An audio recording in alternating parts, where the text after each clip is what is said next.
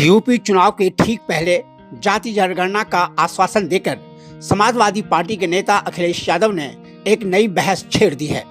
उन्होंने ऐलान किया है कि यदि उनकी सरकार बनती है तो वे 3 महीने के अंदर जाति जनगणना कराएंगे।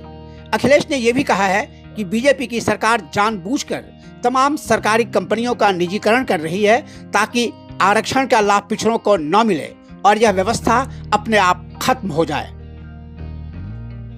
जो हमारे मुद्दे रहे हैं कि जाति जनगणना होगी, 3 महीने के अंदर जाति जनगणना करने का काम करेंगे और उत्तर प्रदेश की जो लाभकारी योजनाएं होंगी, जो लाभकारी योजनाएं हैं जिसमें पहले भी करने का प्रयास किया था, हाई कोर्ट और सुप्रीम कोर्ट तक लोग पहुंच गए थे पीआई कर करके, लेकिन समाजवादी सरकार बनेगी तो अपने पिछड़ों को, दलितों को अगर आबादी के हिसाब से भी उनको लाभकारी योजनाओं से जोड़ना पड़ा तो समाजवादी पार्टी आगे आकर के उनको आबादी के हिसाब से लाभ और सम्मान देने का काम करेंगे।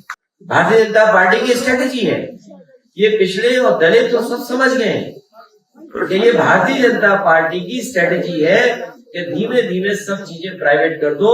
जब प्राइवेट कर दोगे तो अपने आप बाबा साहब भीमराव अम्बेडकर जी के दिया हुआ संविधान पूरा का पूरा बर्बाद हो जाएगा, खतरे में पड़ जाएगा।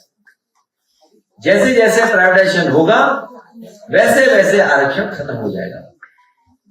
ये भारतीय जनता पार्टी की सोची समझी रणनीति है, उससे जागरूक हो गए।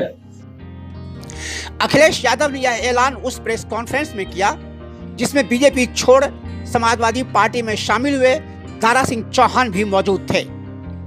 दारा सिंह चौहान ने बीजेपी छोड़ने की घोषणा करते समय आरोप लगाया था कि बीजेपी ने आरक्षण के साथ छेड़छाड़ की कोशिश की। जब उन्होंने कैबिनेट मीटिंग में इसका विरोध किया तो उन्हें चुप करा दिया गया। इतना ही नहीं, चौहान ने यह भी कहा था कि पिछड़ा समाज के लोग 5 साल तक इंतजार में रहे कि शायद अब दलितों और वंचितों को उनका हक मिले।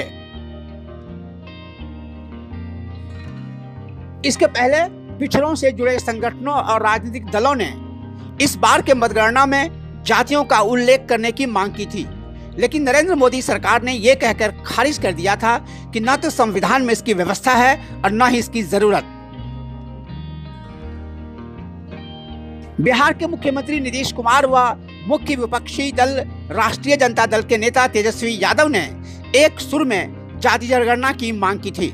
नीतीश कुमार ने कहा था कि बिहार सरकार अपने स्तर पर जाति जनगणना करवा सकती है, लेकिन उनके ही सरकार में शामिल बीजेपी के मंत्रियों ने इसका विरोध किया था।